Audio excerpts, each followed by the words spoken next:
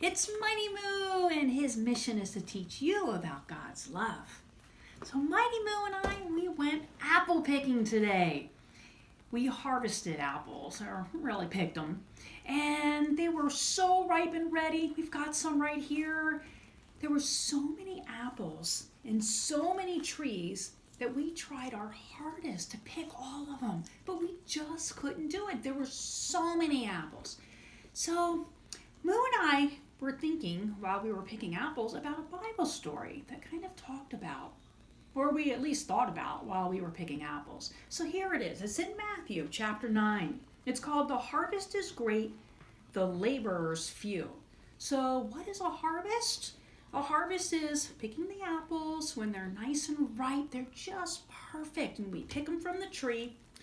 And the laborers, that's the work. That's the work we have to do to pick them off of the tree. And it's a lot of hard work. It was hot and sunny today. We needed water, lots of work. All right, so here's our story. Then Jesus went about all of the cities and villages, teaching in their synagogues and proclaiming the good news of the kingdom and curing every disease and every sickness. When he saw the crowds, he had compassion for them, because they were helpless, like sheep without a shepherd. Then he said to his disciples, "The harvest is plentiful, but the laborers are few. Therefore, ask the Lord of the harvest to send out laborers into his harvest."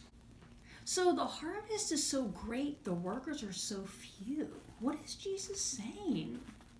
Jesus isn't talking about picking ripe apples. He's talking about sharing God's love with people. So think of it like this. Moo and I are apple picking.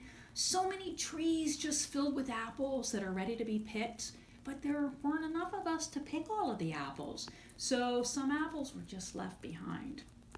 Jesus is saying there are so many people who are ready to hear about God's love, and we need to be the ones to share God's love with others by using our hands and our feet and our voices for God while we are here on earth.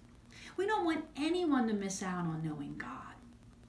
So the next time you're about to bite into a juicy apple, remember to go out and share God's love with as many people that you see.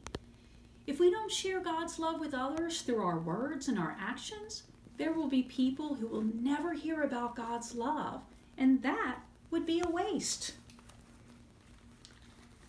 All right, so why don't we go ahead and fold our hands and bow our heads for our closing prayer.